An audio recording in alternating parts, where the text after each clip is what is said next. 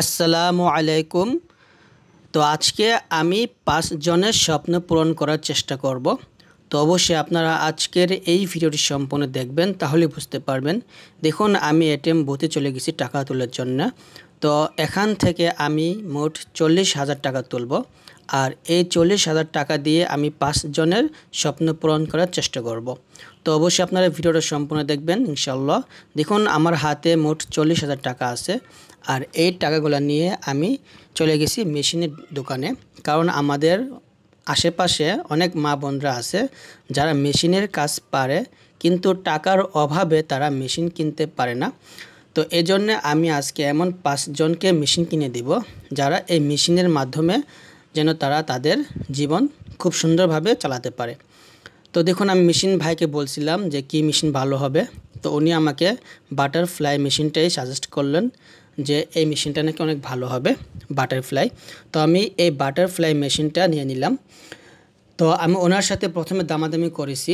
তো উনি যে দামে চাইছে তার থেকে আমি কিছুটা, অর্থাৎ 500 টাকা কমিয়ে, প্রত্যেকটা মেশিন থেকে 500 টাকা কমিয়ে আমি মেশিনগুলো ক্রয় করেছি। তো উনি আমাকে মেশিনগুলো খুলে দেখাইছেন যে এই যে দেখেন মেশিনটা এরকম হবে। তো আমি বলছি যে মেশিনগুলো আপনারা আমাকে অবশ্যই ফিট করে দিবেন, কারণ আমি যাদেরকে মেশিনগুলো দেব তারা হয়তো ফিট নাও করতে পারে। তাই ভাইয়াকে আমি বললাম যে মেশিনগুলো যেন উনি আমাকে ফিট করে দেন। তো উনি আমাকে খুলে দেখাচ্ছেন এবং সবকটা মেশিনে আমাকে একটা একটা করে দেখাইছিলেন এবং প্রত্যেকটা মেশিন আমাকে ফিটিং করে দিয়েছিলেন। এই মেশিনে আমাকে একটা কেসি, তারপর মেশিনের একটা বক্স, মানে উপরে ঢাকার জন্য একটা বক্স, তারপর আর যত কিছু লাগে সব কিছু আমাকে ভাই ফ্রি দিয়েছেন। তো এই ভাইটা অনেক ভালো, উনি আমাকে মেশিনগুলো দিয়েছেন, খুব সুন্দরভাবে কাজ করে দিয়েছেন। তো ওনার মাধ্যমে আমি মেশিনগুলো কিনলাম, ওনার দোকান থেকে কিনলাম। তো মেশিনগুলো উনি খুব সুন্দরভাবে ফিটিং করে দিয়েছেন। তারপর ফিটিং যখন শেষ হয়ে গেছে তখন আমি নিজের হাতে মেশিনগুলো সব দোকান থেকে অটোতে তুললাম। আমি আর অটোওয়ালা ভাই দুজন মিলেই অটোতে তুললাম। দেখুন, উনি কিন্তু এই কাঠগুলা মেশিনের সাথে ফিট করে দিয়েছেন। এগুলো কিন্তু প্রত্যেকটা আলাদা আলাদা ছিলেন। তো আমি বলছি ওনাকে যেন ফিট করে দেন, তো উনি আমাকে সব কয়টাই ফিট করে দিয়েছেন। তো আমি এবং অটোওয়ালা ভাই খুব সুন্দরভাবে এই মেশিনগুলো অটোতে সাজালাম। দেখুন, অটোওয়ালা ভাই আমাকে সাহায্য করতেছেন। তো কীভাবে অটোর মধ্যে রাখবো সেই বিষয়টা আমি বুঝতেছিলাম না। তো অটোওয়ালা ভাই আমাকে এই বিষয়টা বুঝিয়ে দিয়েছিল যে এইরকমভাবে রাখার জন্য। তারপর আমি সবকটা মেশিন এই অটোতে রাখলাম।